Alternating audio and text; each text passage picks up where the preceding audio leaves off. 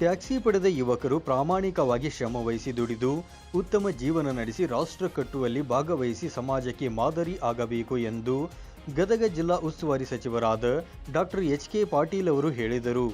ಗದಗ ನಗರದ ಕೆ.ಎಚ್. ಪಾಟೀಲ್ ಜಿಲ್ಲಾ ಕ್ರೀಡಾಂಗಣದಲ್ಲಿ ಜಿಲ್ಲಾಡಳಿತ ಹಾಗೂ ಪ್ರವಾಸೋದ್ಯಮ ಇಲಾಖೆ ಕರ್ನಾಟಕ ಸಂಭ್ರಮ 50ರ ಅಂಗವಾಗಿ ಪ್ರವಾಸಿ ಟ್ಯಾಕ್ಸಿ ವಿತರಣಾ ಕಾರ್ಯಕ್ರಮದ ಅಧ್ಯಕ್ಷತೆ ವಹಿಸಿ ಬಲೂನ್ ಹಾರಿಸುವ ಮೂಲಕ ಕಾರ್ಯಕ್ರಮ ಉದ್ಘಾಟಿಸಿ ಅವರು ಮಾತನಾಡಿದರು.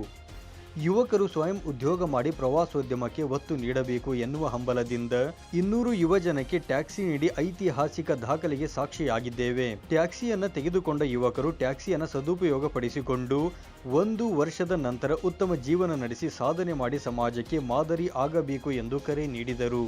ಈ ಸಂದರ್ಭದಲ್ಲಿ ವಿಧಾನ ಪರಿಷತ್ ಶಾಸಕ SV. Sankanur, managing director Rajendra, ಶಾಸಕರಾದ ಜಿ.ಎಸ್. ಪಾಟೀಲ್, ನಗರಾಭಿವೃದ್ಧಿ ಪ್ರಾಧಿಕಾರದ ಅಧ್ಯಕ್ಷ ಅಕ್ಬರ್ ಸಾಬ್ ಬಬರ್ಚಿ, ಮಾಜಿ ಶಾಸಕ ರಾಮಣ್ಣ ಲಮಾಣಿ ಸೇರಿದಂತೆ ಜಿಲ್ಲಾ ಮಟ್ಟದ ಅಧಿಕಾರಿಗಳು ಹಾಗೂ ಇನ್ನಿತರರು ಉಪಸ್ಥಿತರಿದ್ದರು.